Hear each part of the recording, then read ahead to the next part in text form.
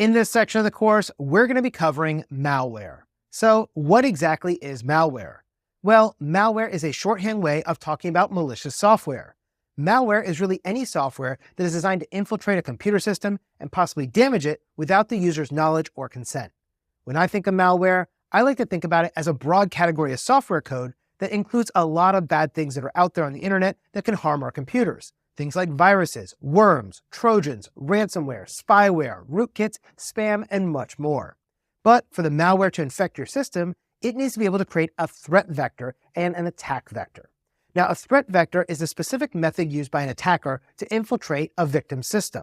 Now, some examples of threat vectors include unpatched software, installing code using a USB thumb drive, a phishing campaign where one of your users clicks on a link to install some kind of malware into your system, and many other vulnerabilities and exploits that can be taken advantage of. Now, the second thing the attacker needs in order to infiltrate your system is what's known as an attack vector. An attack vector is the means by which the attacker is going to gain access to that computer in order to infect your system with malware. Now, I know these two terms sound pretty similar, but there is a distinct difference between them. When we talk about a threat vector, we are focused on how the attacker plans to break into a given system. But when we talk about the attack vector, we're talking about both the way the attacker might get into your system and how they're going to infect that system. Now, let me provide you with a silly example to hopefully clarify this concept a little bit.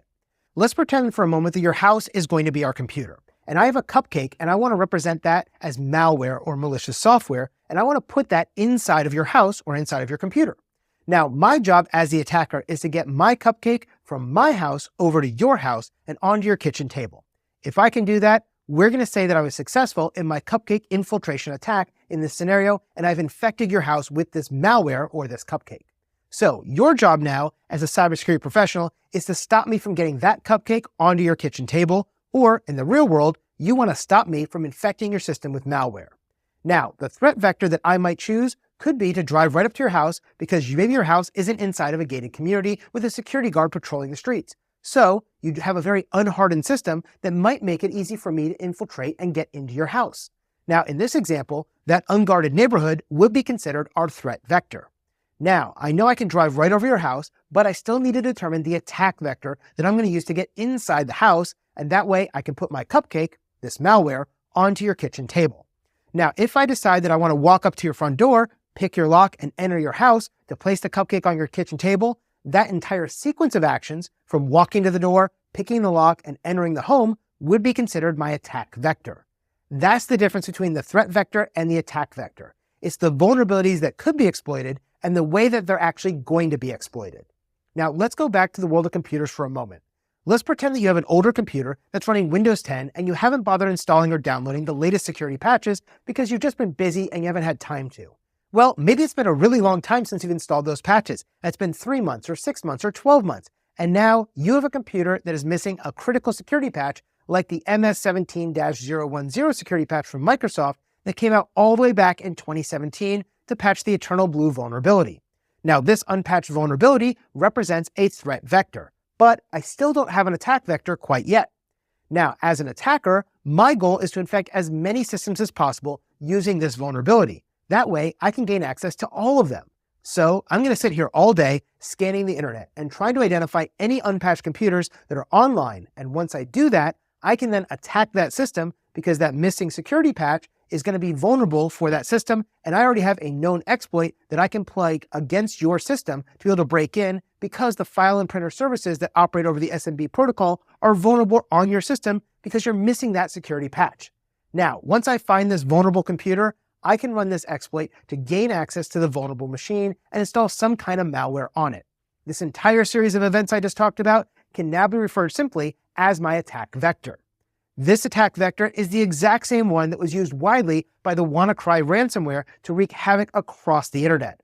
With the WannaCry ransomware, the attackers ran automated scans all day and all night to find as many unpatched Windows machines running Windows 7, Windows 8, Windows 8.1, and Windows 10. And when they found those systems that were missing that patch, MS17-010, they ran an exploit against it to gain administrative rights over that system. Then they would encrypt the user's files and display a message on the user's screen saying, your computer is locked, and if you want to access it, you're going to pay us X amount of Bitcoin for that decryption key. So as we go through this section of the course, we're going to be focused on the different types of malware, the different infection vectors, and how to prevent malware from infecting your systems. Our focus is solely going to be on Domain 2 inside of this section, and we'll be singularly focused on Objective 2.4.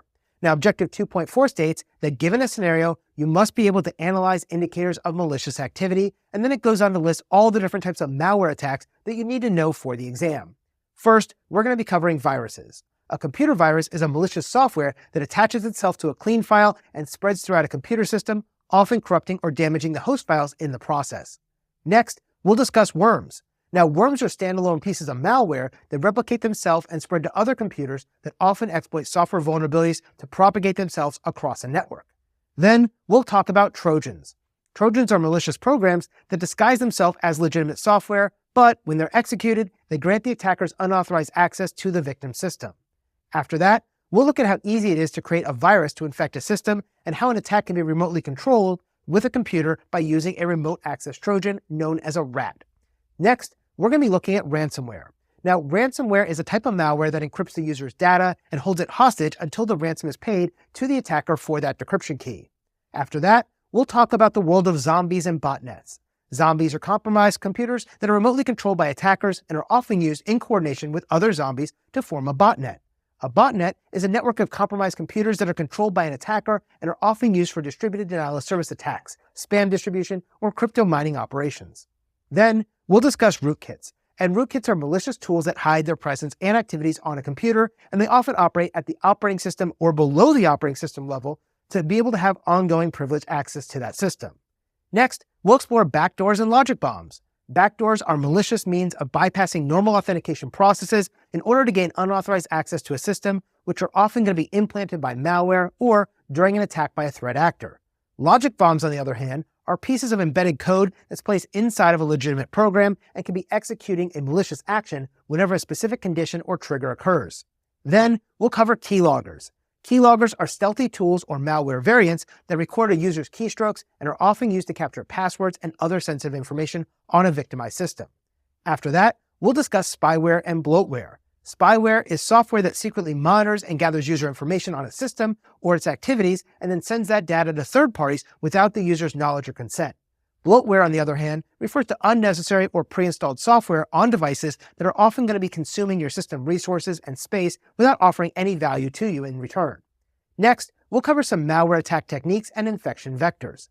Malware exploitation techniques involve methods by which malware can infiltrate and infect a targeted system and have been evolving from file-based tactics to modern fileless techniques that leave behind minimal traces on an infected machine.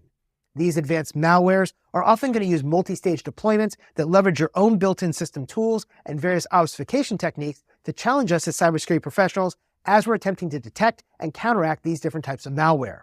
Then, we'll explore various indications of a successful malware attack, and every cybersecurity professional needs to be able to recognize the indications of malware attacks, including account lockouts, concurrent session utilization, blocked content, impossible travel, resource consumption, resource inaccessibility, out-of-cycle logging, missing logs, and documented attacks in order to better secure your enterprise networks.